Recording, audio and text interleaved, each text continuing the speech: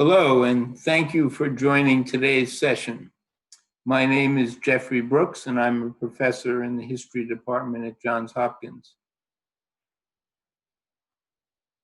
I'm glad to participate in today's Hopkins at Home program, and I thank the organizers for inviting me to be part of this wonderful experience.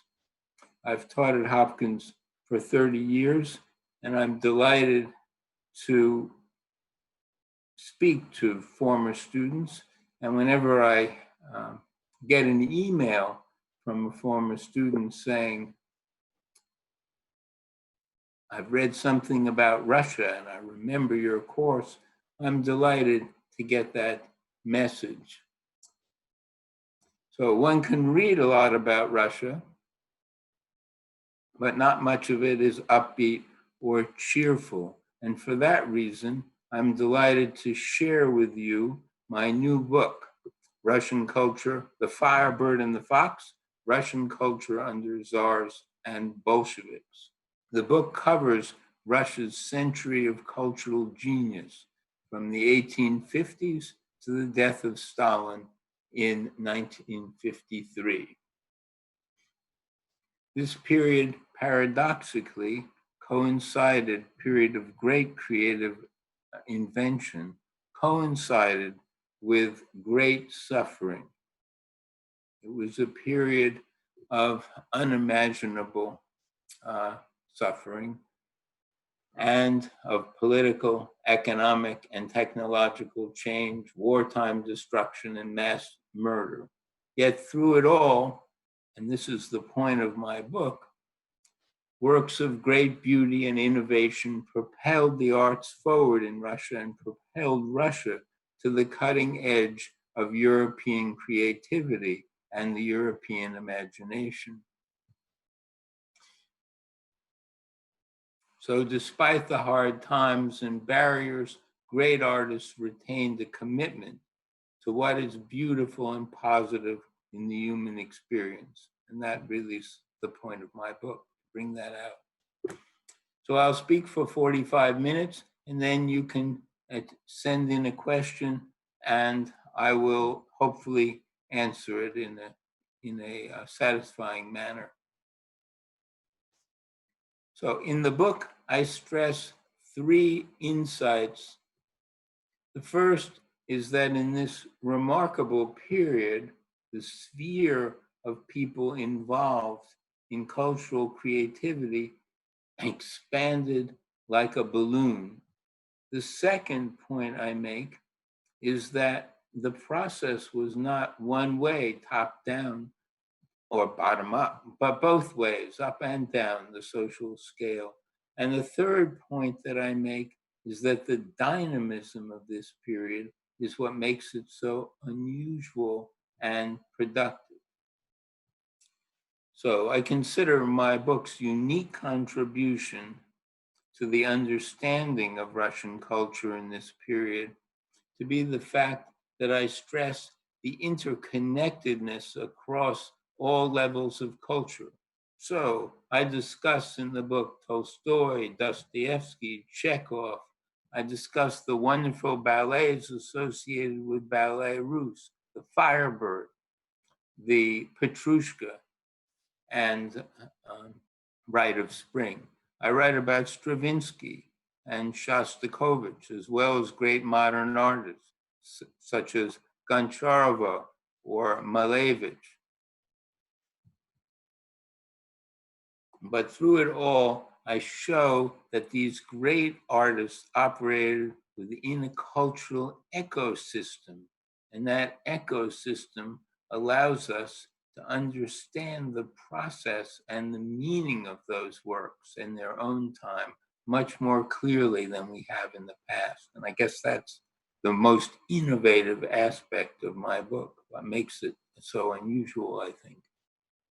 So as you look at this wonderful cover that Cambridge University Press made for me, designed for me, you wonder, so what about the Firebird and that strange picture of a fox on the bottom? I don't think anyone today or yesterday has seen a fox walking around in a skirt carrying a screaming rooster. Well, let me say that fox lady belongs to a folktale, and that screaming rooster represents a macho rooster. And Stravinsky actually wrote a ballet about that folktale, based on that folktale in 1914, which I'll speak about a little later.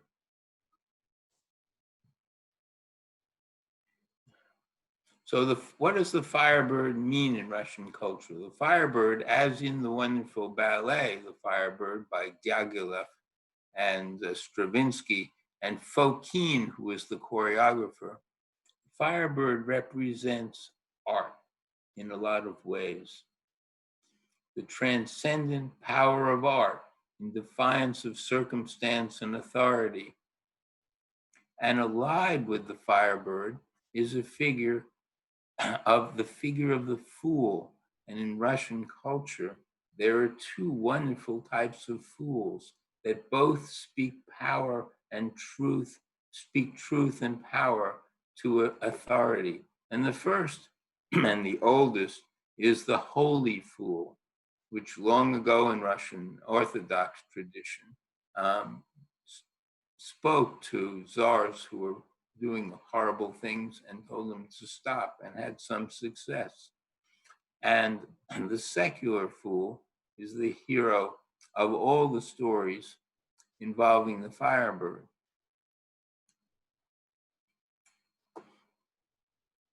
So, and that secular hero is an avatar of social justice who does good inadvertently, almost by nature, as does the holy fool.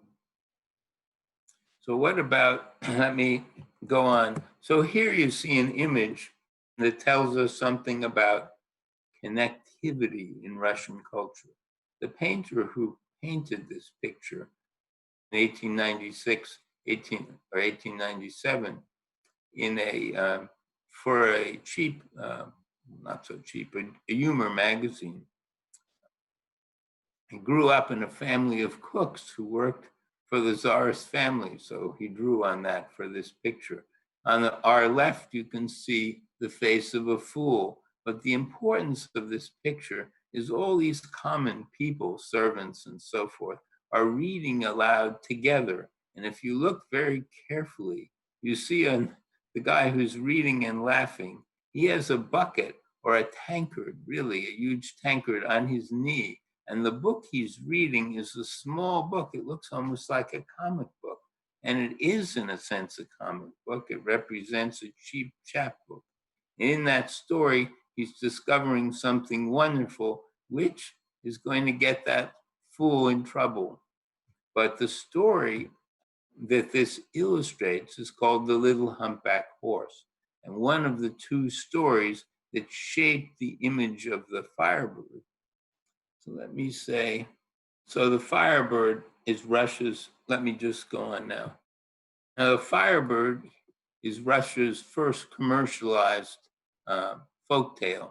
And if you look at that picture in the upper left, see the guy on the horse looking like a prince? He doesn't look like a fool at all. And the lady with the splash of red, and the guy is riding on a wolf. He's Ivan, the Tsar's son, and she's the beautiful Princess Elena. And they're stealing the Firebird. And you can see that's from the original folktale. And the Firebird, if you can see it closely, is a ratty little bird that doesn't seem to have any power, which it doesn't. And the other pictures come from the story, The Little Humpback Horse, done by the same artist. The one on the bottom is done by the same artist who painted the picture from the Tsar's kitchen that I showed you. And you can see our fool is laughing there. And what is he doing? He's surprising and frightening a Tsar with the Firebird. And the Tsar is screaming, "Fire, fire." And the fool is saying, "That's not fire, that's light." And light is power and illumination.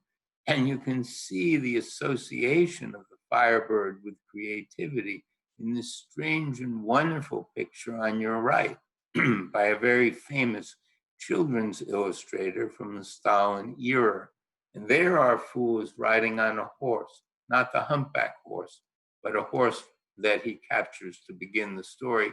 And you see a couple of brilliant firebirds and a crow there, which is speaking and telling a story to the audience of ordinary people down at the bottom. So it's quite a remarkable picture, one of my favorites.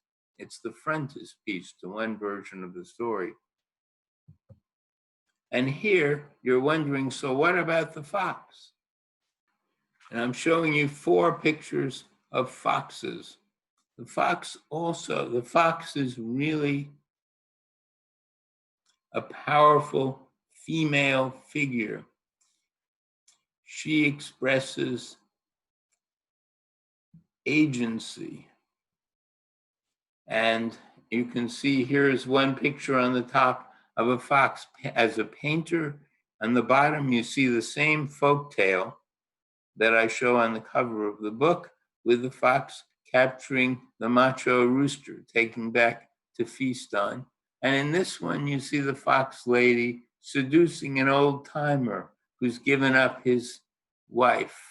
He says his old beaver soul is too young for his old wife, and he's giving all these treats, champagne and everything, to the fox lady. And this is a famous illustration from after World War II by one of the 3 most famous World War II poster artists, Pukrinsi they were called. And now we get to the first commercialized folk tale about the Firebird. And if you look at the left, this is a version of the story from 1901 that represents Russian Art Nouveau and a leading illustrator named Bilibin. And you can see this wonderful cover of this first edition of saying tales, the story tale of Ivan the Tsar's son, the Firebird, and the Gray Wolf.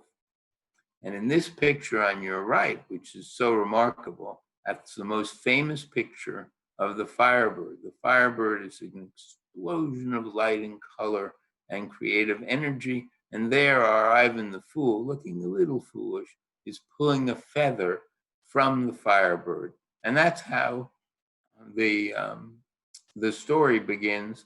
And in the famous ballet Firebird, with Stravinsky's music, something a part of this scene transpires. But the feather that he pulls here becomes a wand of artistic power that saves the hero in the actual ballet. And these stories are about, this is also an image from Bilibin's first edition of Firebird the Gray Wolf. And this somewhat menacing Gothic wolf reminds you that the story as it transpired became a story of good and evil, much else in Russian literature. So in 1909, Jagiellov, Stravinsky, and the choreographer Fokin produced the first truly modern ballet, The Firebird, which debuted in Paris with Ballet Russe. And Jagiellov and company not only drew on the Firebird story, Ivan and the Firebird and Gray Wolf, the folktale, but they also drew on the children's story, The Little Humpback Horse, which was written by a writer prodigy as a teenager in the 1830s, a chum of Pushkin's actually, and remains to this day very popular, The Little Humpback Horse. And that circulated in popular editions, cheap prints. The author of that, Ershoff, uses the Firebird to tell a story in which a czar is tricked and overthrown by a fool. Here are more Firebird pictures. We showed these before. Here. These are pictures from The Little Humpback Horse. if you,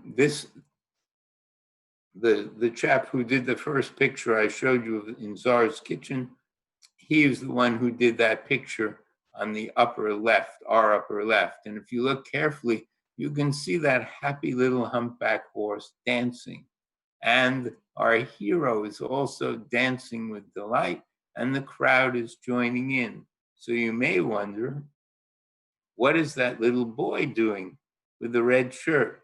Well, in the Russian popular prints, red was a powerful color telling you where to look.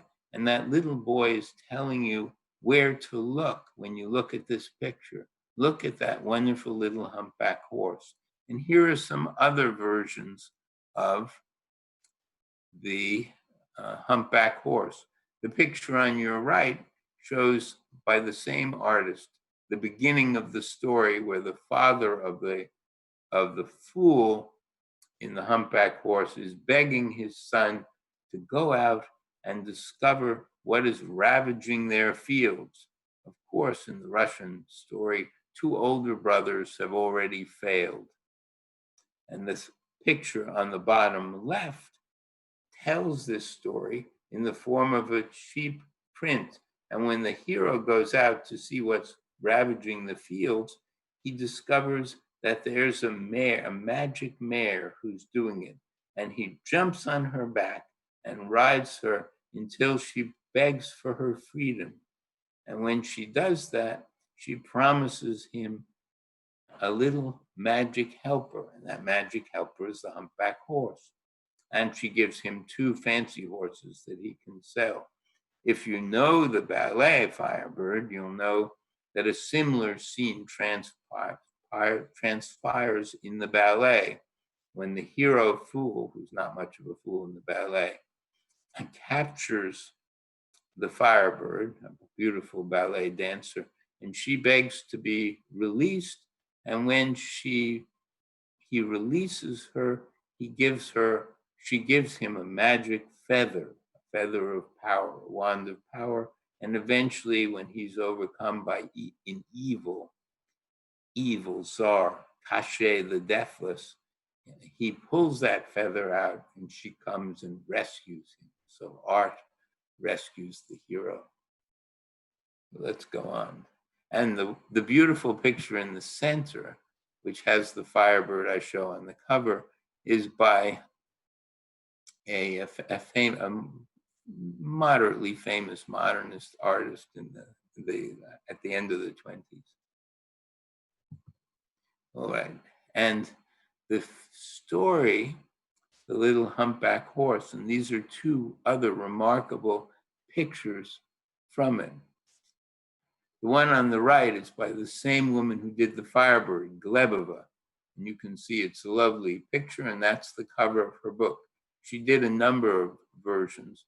And the one on our left, which shows the fool laughing at a chubby czar who's trying to get a princess, which he doesn't get, that's done by the brother of an old Bolshevik named Kamenev, who was in charge of Moscow as Stalin rose to power. And Stalin murdered Kamenev and the guy who painted the picture, his brother, within a year of the publication of this ornate and beautiful book.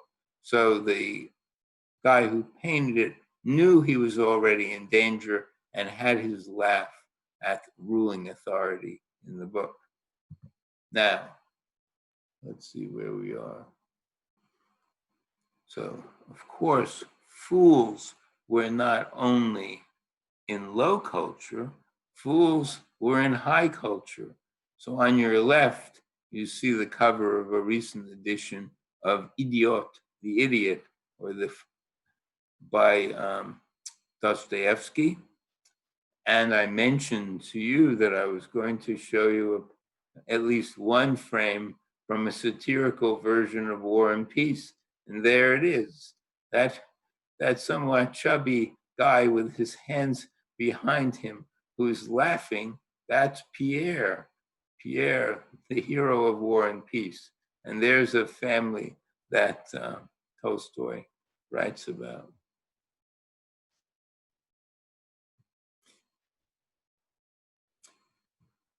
And I say this notion of foolishness is very important in Russian culture. Both Pasternak and Shostakovich were considered fools, whether wholly fools or not. And in one instance, when Stalin was given, Stalin always approved lists of leading people he was going to have murdered.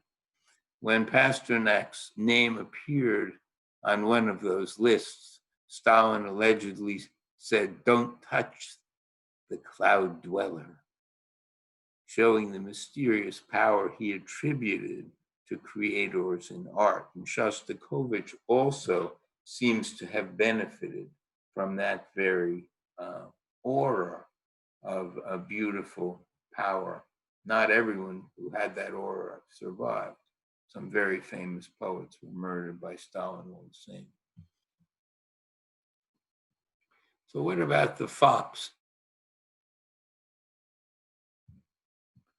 Let's go back and think a little more about foxes. I mentioned that foxes appeared in folk tales. The Russian word for fox is lisa. It's a feminine word, and that noun, and that means if you say fox, even referring to a masculine fox, you use the word lisa. Of course, if you wanted to emphasize that a fox was male, you'd have to say the equivalent of a tom fox or something. And let me tell you a little bit about these folk tales. So the fox represents agency on steroids, and she's the antithesis of a fatalist. She knows what she wants and often succeeds in getting it. And she plays out all sorts of gender roles. And of course, there is a touch of misogyny in the fact that she's portrayed as such a pitiless trickster. Now let's take a look. And I showed you the one from the Kukrinsky, the World War II propagandas, where the fox is all duded up in fancy clothes and has seduced the old beaver. And look at this famous folk tale. In this one on our left, what's happened here? The fox has tricked a peasant out of his fish. He's riding home in a cart with a cartload of fish. The fox lady jumps into the road and plays dead. The peasant thinks, aha, a nice fox fur to please my wife with. He grabs her, tosses her in on top of the fish. She immediately tosses off the fish and jumps out. So the peasant arrives tricked with no fish. And here she is sitting under a tree, a birch tree, symbol of Russian identity. And a big wolf from the forest, a symbol of male power, comes up and said, "Can I have some of your fish?" And the fox lady said, "Why? Why should you even ask? All you need to do is stick your tail through a hole in the ice and you can pick out all the fish you want." And the foolish wolf does that and barely escapes with his life because the tail is frozen in. The fox lady alerts the peasants and he has to yank it out. And the one on our right, showing the fox looking up at the cheese, comes from the period published in Leningrad, both of these, during the Leningrad World War II blockade. And this is the end. The fox wants that delicious cheese. And in Leningrad, during World War II, which was blockaded for 900 days, and in which 1.5 million people starved to death, the idea was very powerful of the hunger for the cheese. And the fox does get her cheese, but the emphasis on wanting it and getting it is very significant. So the Soviet folklorist Yuri Sokolov captured the allure of the fox, and he was a very famous folklorist, and he witnessed personally, because he was very much involved he was in charge of Ukrainian folklore under Stalin, and saw Ukrainians murdered right and left at this period. So right before World War II, he gives the fox lady full power, and it's hard not to think that he identified with her as an invariant survivor who manages to do what one has to do. So he writes of the fox lady, the heroine of the animal tale is the sly fox, and she is the heroine of more folk tales in the classic versions than any other animal figure. And why would the Russians identify with her? Because she is a survivor who manages to trick powerful people and get by. So he writes, her speech, the heroine of the animal tale is the sly fox. Her speech is unfailingly sweet, deliberately tender and flattering. No wonder she's called the fox, the kind-worded, the clever princess, fox, the beautiful talker. He wrote a whole long paragraph with all sorts of slang, popular speech work into it. Quite remarkable, really. So the fox is not only a low culture or a pop culture figure or folklore figure. In 1914, when Igor Stravinsky was stranded in Switzerland by the outbreak of World War I, cut off from his funds in Russia, he accepted a commission from a rich Paris-based patron. And what was it for? To write a new ballet, of course, because he became famous after the ballet, The Firebird. I wish I could take you into one of my classes in which I show the ballets and discuss them. So what did he do? He composed a ballet, and since he was in French Switzerland, titled it Le Renard, that is fox in French, a masculine noun. But he's all the same portrayed the foxy heroine, that fox you're looking at, who pretends to be a nun and tricks the rooster to come down and confess his sins, the sin of having too many wives, and drags him off. But in the ballet, as in the folk tale, his buddies, the rooster and the cat, rescue him. But ultimately, in most of the folk tales, the fox lady actually gets to eat the macho rooster.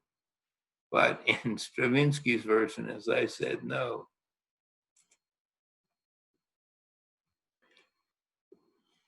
So, but she is very sexy. She dresses in the costumes are quite remarkable, but it's never performed because the ending is a little off-putting. So let's return now to my three insights about interconnectedness of cultural activity. Remember, the sphere of people involved expands. The process of cultural interaction goes up and down, and a tremendous dynamism comes within the ecosystem at every level that helps us understand the beautiful creativity of this period. So now let's look at Anton Chekhov. Chekhov always loved to dress very nicely, growing up from a poor family, and he was a very good-looking man. But as surprising as it may sound to us, he found he could make a lot more money writing than practicing medicine. And it was easier. He practiced medicine just for nothing, and it helped hundreds, really, probably thousands of people over his lifetime, but enjoyed writing all sorts of things that were quite wonderful and were read by people at every level of the social scale, at least in the cities. But he's known for two things. One, for inventing the modern short story, and the second is for practically inventing modern theater as well. But for our purposes of thinking about the connectivity in Russian culture, I would like to stress the secret of the invention of the modern short story. Now, Chekhov wanted to be a writer, and he read all sorts of trash. He read everything and tried to copy it, and then suddenly realized he could be a real writer, a serious writer, and began to write some of the most wonderful and profound long short stories that we read, such as Lady with a Lapdog or Board Number, whatever, and about an insane asylum. So here's what I discovered. So one of his most favorite things, remember, there were no movies at this time for entertainment. You wanted entertainment, you read some trashy novel, or if you are relentlessly upscale, something serious like War and Peace. So what did Chekhov do? Every Saturday, he read a serialized bandit novel called The Bandit Churkin that appeared in a very cheap newspaper that covered a lot of crimes. Chekhov seems to be looking at us saying, "Don't tell all," which was the secret of his short stories. They begin in the middle of a narrative and they end with no ending.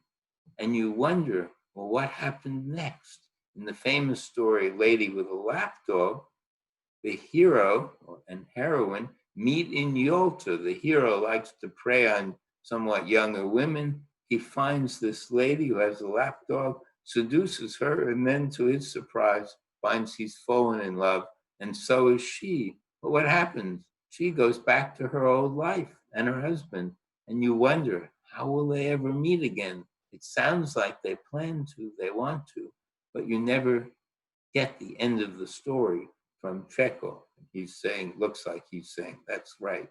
So every Saturday, Chekhov read this serialized novel, Bandit Churkin, written by a Grub Street semi-educated publisher and editor of the newspaper in which it appeared, Bandit Churkin. And he wrote in some notes, "We look forward to that Saturday. We can't wait till the next installment." And the novel, remarkably, has just been reprinted. And I show you the version there. There is the bandit himself, Churkin, on his way to Siberia. And he has an epic set of adventures. And he's a kind of a good bandit, even though he murders people, because he helps and defends against bandits that are worse now and then. So Chekhov's signature story then has no ending or beginning, and it was the same as the serial versions of Bandit Churkin, 2,500 words. And you couldn't, the Pastukhov, who wrote the novel, could not count on the readers having read what the section that came before or after. So each segment is in and of itself fascinating and satisfying. And that's what Chekhov learned from reading this novel, at least in my view.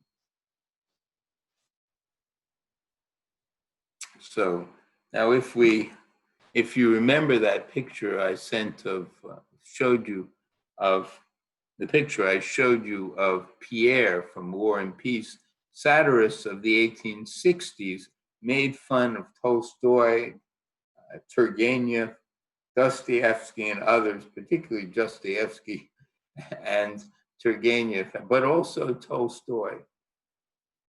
And they did it for what audience? They published for a lower to middle class urban audience, people who could not afford to buy novels like Crime and Punishment or War and Peace, but still wanted a little of the power that comes from cultural knowledge. And they got that from the satirical magazines. Now, if we step forward to the revolution of 1905 in Russia, we see another generation of satirists appear who attacked the Russian old regime, which had just been defeated in the Russo-Japanese War. In fact, the Russians sent the whole Baltic fleet halfway around the world, and it was defeated and sunk the entire fleet in one day in the Battle of Tsushima. Russians, conservatives, and liberals alike were outraged. And you can see this outrage expressed by the picture on our right, in which this satirical magazine called The Whistle, portrays Peter the Great, who founded the Russian fleet, looking up with his own first Russian sailing boat that he learned to sail on in front of him, and the Russian fleet is represented by that shoe floating in the water. And it is true, the Russian fleet was inferior, and the war also saw the surrender of the Russian treaty port, Port Arthur, to the Japanese with no fighting. But the satirical journalists turned the great opposition in Russian culture between the demonic on one side and the holy on the other upside down. You may have wondered, why were Russians so invested in the Gothic? Remember that wolf I showed you? Very Gothic, with the moon and the castle. Because in the official iconography of Tsarist power, the Tsars were represented as the realm of God, the holy realm. The Tsar was God appointed, as in a Byzantine sense. And family, security, safety, order were all on one side of the equation. But on the other side, you had freedom, rebellion, and disorder. And in the satirical magazines that came after 1905, the satirists made the Tsarist order the realm of death and disorder, and the revolutionary side was represented by positive rebellion and the search for freedom. And you can see this peasant is scratching his head. Where did all these skulls come from? The emphasis on death. The Tsarist regime represented death. And this was, in fact, a new idea for representing death that goes back to Daumier in the course of the 19th century, who associated Bismarck and Bismarck's war with death. It's not memento mori, that death comes behind you and taps you on your shoulder. It's actual death from the powerful new modern state. Now here for Gothic is one of my favorite images, because Gothic is deep in Russian culture. And this represents Mikhail Vrubel. This is a painting by Vrubel. You can see it looks a little cubist. Vrubel painted a demon over and over again until it drove him mad. And this demon falls in love with the princess, murders the prince in a poem by Lermontov, murders the princess's betrothed, and then tries to seduce her, but fails. Ultimately, she's protected by an angel, and sits here brooding that he has not gotten the princess and he has not rescued himself for salvation. He painted the picture over and over again, and contemporaries were outraged by the fact that the top of the head is excluded. This is from a postcard. It was widely reproduced at the turn of the century on postcards. So the Gothic then represents this other realm of rebellion and so forth.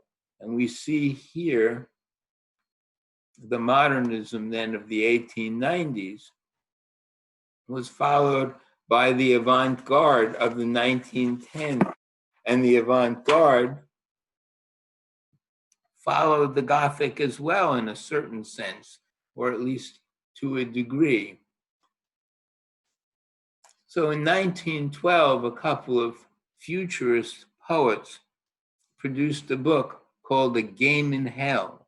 Now there's a playful attitude towards the realm of rebellion and freedom, a game which is playful but risky. So Malevich, as you may know, Malevich, one of the most famous modern painters, famous for painting a black square sometime between 1912 and 615, the absolute icon of modern art. He does this playing card on the cover, Game in Hell. And you see it's written in hand. And then on the back, he has this hanged demon. It represents a kind of neo-primitive art. So let's step back for a moment to this picture, to go back to this wonderful picture of people reading. And let's consider the lowest level of cultural activity and the expansion of literacy. Late Imperial Russia became what might be called the world's biggest book club, unique for its inclusivity. After all, Chekhov's stories were read by all sorts of lower middle class people throughout the cities, his humor magazines, many of them illustrated initially. So, literacy spread more rapidly in late Imperial Russia than any place else in the world. And the progress was so rapid that whereas I'm sure some of you out there in my listening and watching audience have read or are reading stories to your children.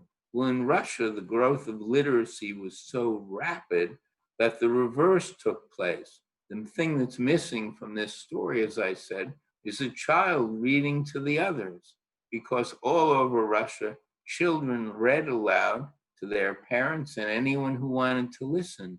And the whole mixed group of people listening to a reading would be kibitzing and making comments and saying, but how can it mean this? Or how can it mean that? And they read everything from cheap chapbooks to newspapers about World War I or about the Russo-Turkish War of 1877-78. Everyone was being drawn in. Every village had people who were reading. And to imagine, the village school teachers were mostly middle class, in some cases upper class, young women inspired to bring learning and reading to the peasantry.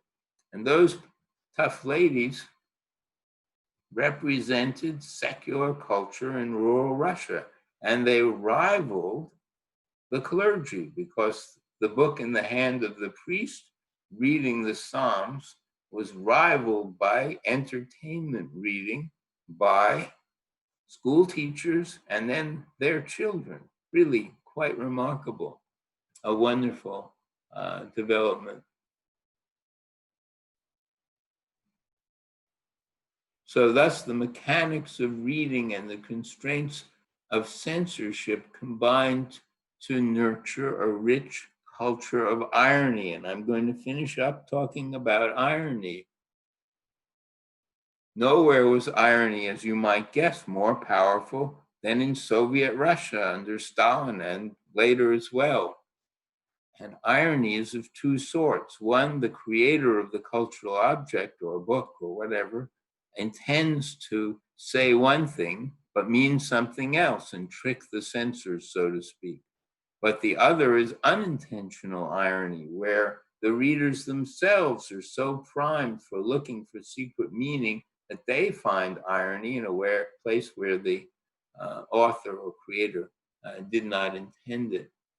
So one of my favorite examples, and I'm going to give it here, is the Soviet children's story. So in 1925, Semil Marshak, an avant-garde artist named Vladimir Lebedev, produced a story, what was a book called A Story About a Silly Little Mouse. It reads like a Russian goodnight moon until it doesn't.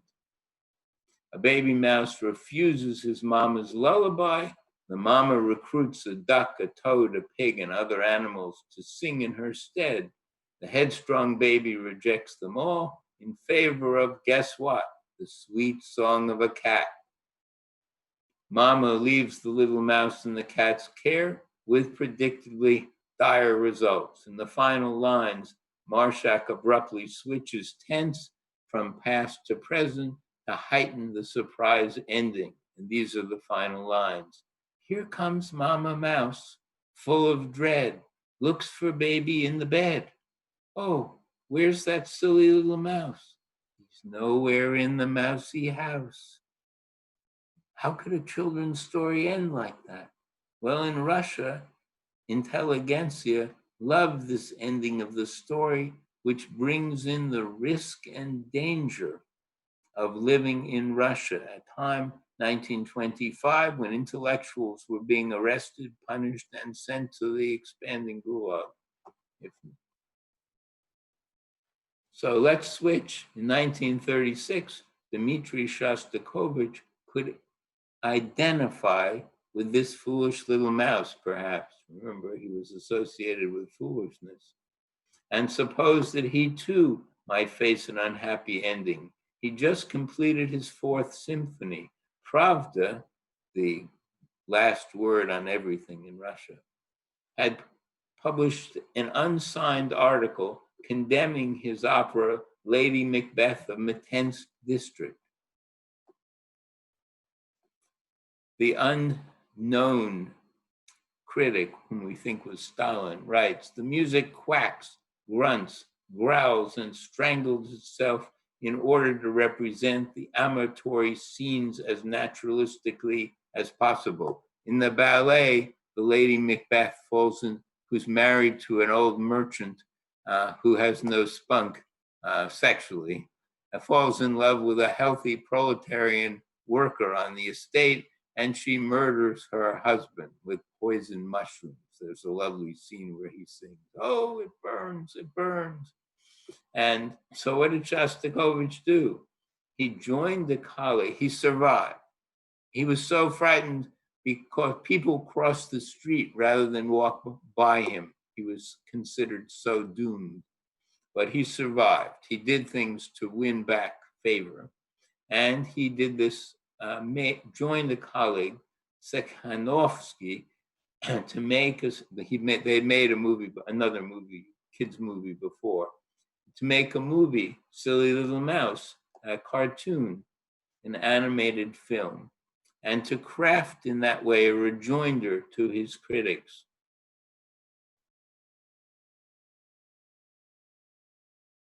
Here's the picture of the stupid little mouse, Lebedev, and I succeeded, as strange as it may seem, by buying a manuscript version of the story, which shows the cat as looking very evil. In Lebedev's version, the cat looks very benign. The mother could well be tricked. In this one, the mama mouse looks very foolish, asking this serious cat. And here's the cartoon that Shostakovich did with his wonderful music. So he has these figures make all the noises that he was accused of making. The duck, go to sleep, and you can watch it if you just Google Shostakovich Silly Mouse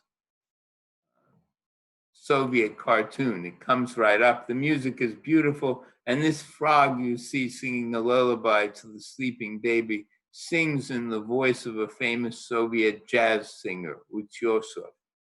But he doesn't sing it. Now, let's go to the final. So irony was not confined to children's literature. Wonderful works of Mikhail Bulgakov, Radloff, who's the artist who's pictured here, Zoshenko, who's the guy with the cigarette. In this collection from 1928, just at the time which masses of peasants were being murdered, and you can see the little dog on the right. Pega is the name of the dog. The dog is telling you to look at their experiments. They're making fun of science, Soviet science, and they're having a good time in it, risky though it was. And to see that irony in one of the pictures, this is the streetcar crematorium, as if streetcars was the main danger to human life when Stalin was bumping off 1.5 million with forced collectivization. They did this, and you can see the body being shoveled in. The irony is intentional. and Zoshenko got by with it. Now let me go to the final, my final words. So it's on the strength of irony then that I extended the book to 1953. By Stalin's death, the rural traditions that fed the older folk culture had attenuated with the advent of modern life and the decline of the village. The villages were destroyed by collectivization. All the better educated, more energetic peasants were sent off to the gulag. Many of them died on the way as kulaks. The destruction of the kulaks as a class, as they said. The older works remain popular. The Little Humpback Horse still circulates in multiple editions. In fact, the Marlinsky Ballet performed the Little Humpback Horse Ballet at the Kennedy Center. It's a Soviet ballet from the late 1950s. And if you are interested in watching the ballet, all you have to do is Google Kennedy Center, Little Humpback Horse, and the ballet will come right up. At least it has for me, and you can watch it for nothing. It's very funny and very ironic. So, in my last words, I would say that the enthusiastic reception of that performance and the exhibitions of Russian art, modern art that you see, and new editions of Russian classics testify to the lasting resonance of the age of genius about which I write in the book I am discussing with you. And now I'll be able to take some questions. I think I have a few minutes. I have almost 20 minutes, almost 15 minutes, more than 15. I must stress my pleasure in having the opportunity to share this book with you in our difficult times. I would say the humor in Russian culture, and there is a lot of it, is good medicine for our spirits. And you can see in our time, perhaps the streetcar crematorium is not totally inappropriate either. Okay, only time for 2 questions. The first question is, were these fairy tale authors in direct communication with each other about their uses of animal symbols, or did they communicate their political messages only through the stories? Well, some of them were in communication, but certainly no one was. The Ershov, who did the Humpback Horse, was dead by the late 1850s, and his story was censored, and until that time, and there was no the authors of the secular folktale, Ivan the Grey Wolf and Firebird, were anonymous because it was a folktale. But Bilibin was in contact certainly with a lot of people. And he knew people who were illustrating and producing the Humpback Horse because there was a very popular Humpback Horse ballet at that time too. That was a question from Merrill. And Martha asks, what's the significance of the fox being female? What does it say about the depiction of women in Russia? Well, the fox testifies to the enduring quality of women in Russia who carried Russia through the terrible Stalin times. Their husbands were often carted off. Their husbands, almost 30 million people died in World War II, and a huge quantity of them were men. And women had to manage during those war years, and there were women fighters, women fighter pilots, and so forth too. So the significance is, one, it's a tribute in the popular imagination to the enduring power of women as survivors. But secondly, as one of the leading dissidents later wrote, you have to be an old fox to live in Russia. And that meant you had to trick the bosses. You had to sneak around doing this and that. Otherwise, you'd get into big trouble. So Russian culture, with its overbearing authority, benefited, I would say, from the from foxiness, not necessarily rebellious, but from foxiness. And the association with women was an association with women as tricksters who played jokes on bears as well as men. There are a lot, as well as men, as well as bears, and wolves too, the big guys of the forest. So let me get back to my question. And so there's one from Mark. How did these satirical journals circulate? Well, it's very interesting. Actually, our library has the best collection of satirical journals from 1905-7 out of Russia. They circulated because in the revolution of 1905, the Tsarist regime lost authority. So people produced them with bright red colors. It was a technological intervention. They sold them immediately on the street, and they were often sold in editions of 4,000 or 5,000 before the Tsarist authorities could get to them. Sometimes they got to them before they even circulated. So that's there is a satirical literary tradition in modern Russian. I've certainly write about it in the book, and I've written about it elsewhere. From Lewis, how did commercialization shape folk traditions? Now, there's a question out of after my own heart, because I began writing about popular commercial fiction.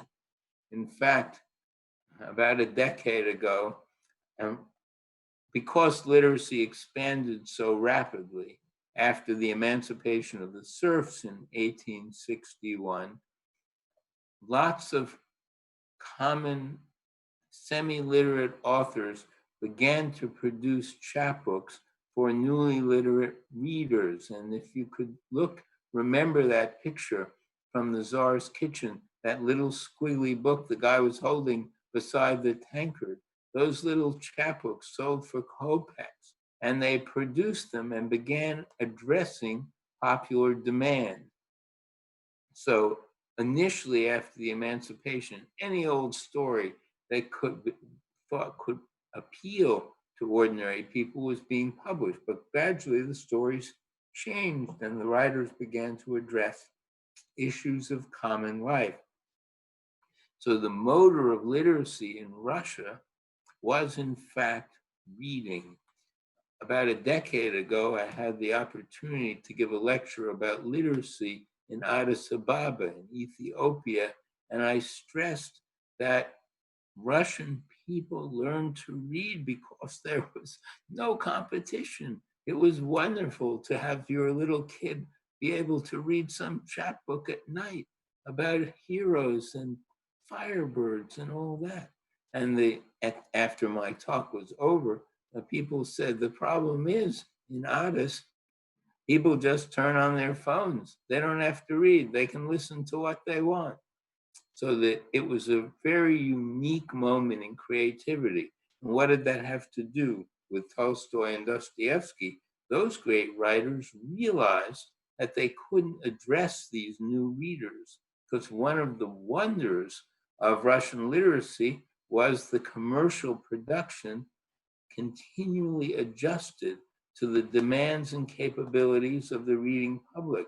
And a wonderful, simple language of adventure and entertainment was developed. And that language was a miracle. When the Bolsheviks came to power, that was the first thing they destroyed. And they created a new language of power, which it took about, and authority, it took about over a decade before it really worked effectively. But it worked very well for them because it was a language of what they call political literacy. If you could read the Soviet newspapers, you could enter the new bureaucratic state and find some upward mobility in joining the expanding bureaucracy. So I guess, I'm sorry to have to end. I wish I could bring you to one of my classes next semester, but my good wishes to you. And on that cheerful note, I'll sign off. Thank you.